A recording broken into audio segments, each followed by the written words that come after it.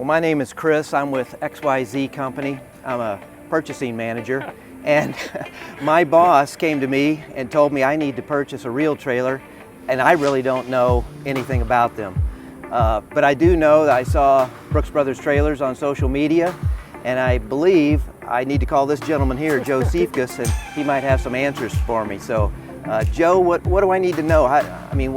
See some product back here. What do we have? Well, I appreciate you contacting us. You've done the right thing. We at Brooks Brothers Trailers are reel trailer experts, and we want to do whatever we can to help out, including training you so that you can train the other people in your company and make sure you get what you need. Well, it's true, and even at Brooks Brothers Trailers, we are a build-to-order customizing manufacturer, so we build these trailers in a lot of different ways for customer-specific needs, the features and functions that the customer needs. And so we have conversations with the customer to identify those needs and then put them in writing in a specification.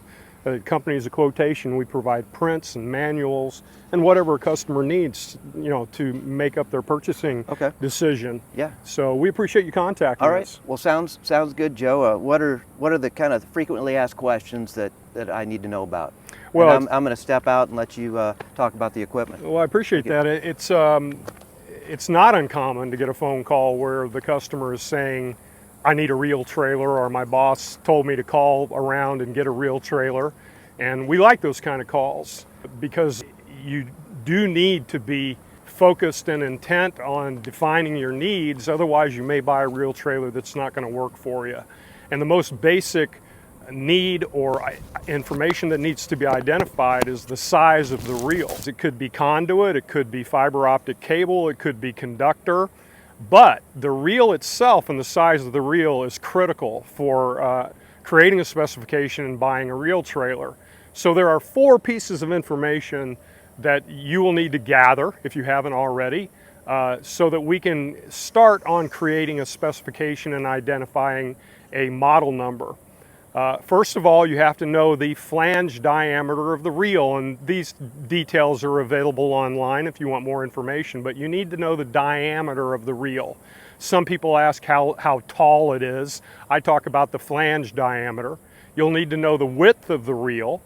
You'll need to know the weight of the reel, and you'll need to know the center hole ID for the arbor bar or the reel bar. So these things also apply to multi-reel trailers, but today we're talking about single reels. The diameter determines the deck length. The width is critical for highway travel. The weight obviously determines the axle combination that's going to work to carry the payload.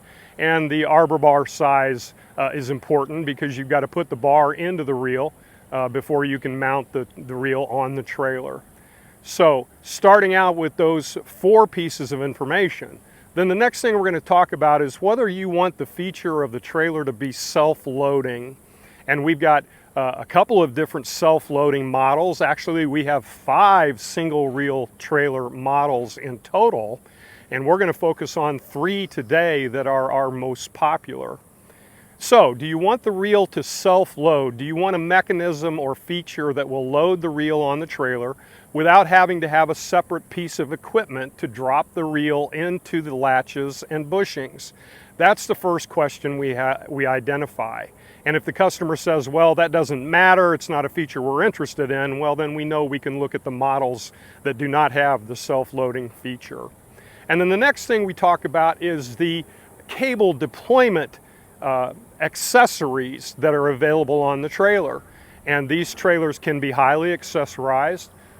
They can be set up in different ways with hydraulic take-up and payout motors, tensioning or smaller overspin brake assemblies, and self-contained onboard gasoline power units, if that's of interest. The hydraulic take-up and payout motor can also be powered by a tow vehicle tool circuit. So we talk about these different features so that we can make sure we created a specification that works for you.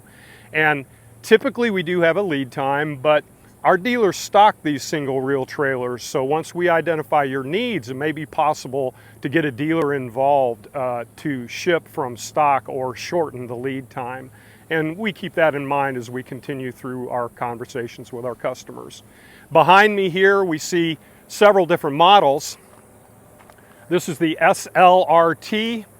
This is a self-loading reel trailer, and you can see that it's got lift cylinders and arms that articulate down to the ground, and you can put the reel bar into the reel, set that up in the latches with the bar articulated to the ground, and pick the reel up over the axles without a separate piece of equipment.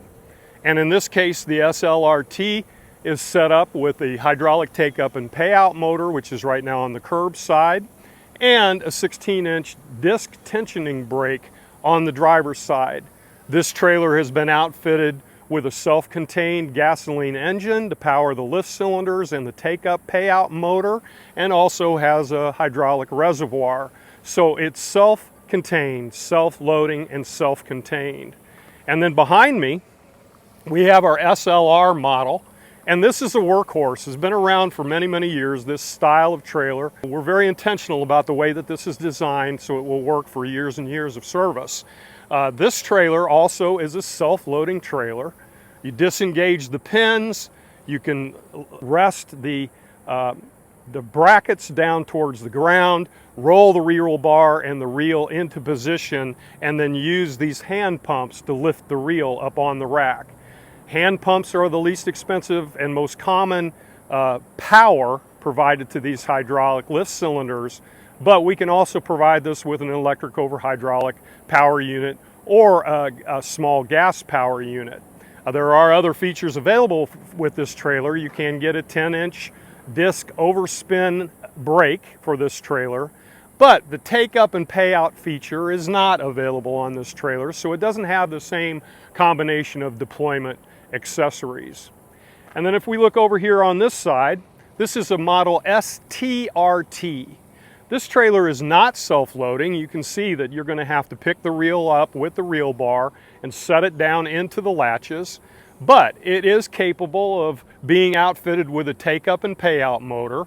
And in this case, you can see that there's no engine, no hydraulic reservoir, so this trailer is set up with a bulkhead to attach and connect hydraulic lines from a tow vehicle, and the hydraulic take-up and payout on the driver's side or on the curb side can be powered by an external circuit. This trailer also has a 16-inch disc tensioning brake for sagging or tensioning conductor, and this trailer has the added feature that the reel stand turns 360 degrees. There's a rotary union underneath the base that allows for you to turn and position the reel stand without having to disconnect any hoses, and then use your take-up and tensioning brake assemblies as needed for the cable deployment.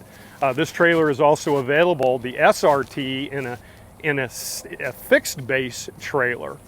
Now, we also have a fifth model, which is a SLTRT, which is this trailer with the turret base. And that's a high dollar upgrade, but there are some situations where that's the trailer that will work, and we design and build those trailers for our customers in our primary markets, electric utility and telecommunications. And for markets outside of our primary markets, could be oil field, mining, and the list goes on, where people are needing to deploy their reels and deploy their cable or their media in many different ways and many different applications and circumstances. Let's take a closer look at these trailers. So here's a closer look at the SLRT model. You can see the lift cylinders I discussed earlier. This is a self-loading trailer. It's got a self-contained gas engine and hydraulic reservoir, which is going to power these lift cylinders and the take-up and payout motor. Also on the other side, you see the tensioning brake. And we made some choices when we specified this trailer based on the information provided about the reel, its diameter, its width, its weight, and the center hole ID. So in this case, we were able to provide the trailer with a single 8,000-pound axle to carry the weight of the reel. It's wide enough for a reel that's 60 inches wide. And this trailer is set up so it will handle a reel that's 96 inches in diameter. The reel bar itself is 2 7/8 inch OD, so it fits the most common reel center hole ID, which is 3 inches out in the industry. But you have to know, because these dimensions do vary. And here's a closer look at the SLR model. And once again, these 4 pieces of information about the reel are critical to make sure that this trailer will work. This trailer is available in single stub axles only, 7,000, 8,000, and 9,000 pounds, and has the self-loading feature so that you don't have to have a separate piece of equipment on the job site to load the reel. And this trailer is a closer look at our STRT model. Now this trailer is not self-loading. It will require a separate piece of equipment to load the reel into the latches and bearings, but is available with a turret base so that the reel stand can be positioned very quickly and easily and then latch into position every 15 degrees. This trailer is set up to be powered by an external circuit off of a tow vehicle, has the 16-inch tensioning brake, and a take-up and pay-out motor for conductor deployment. Well, Joe, I really appreciate that. I mean, that's really a valuable 10, 12 minutes there. And from my perspective now, I've got a lot of good information because I need now to go back to my crews, my boss, the guys in the field. But this really helps me to understand the different models that you have available and some of the different options. So really appreciate it, Joe, and I'll be getting back to you soon with some of those details so we can get some numbers going. But appreciate your interest in our products, and along this whole process, if you ever need my help, just give me a call. All right, thank you, sir.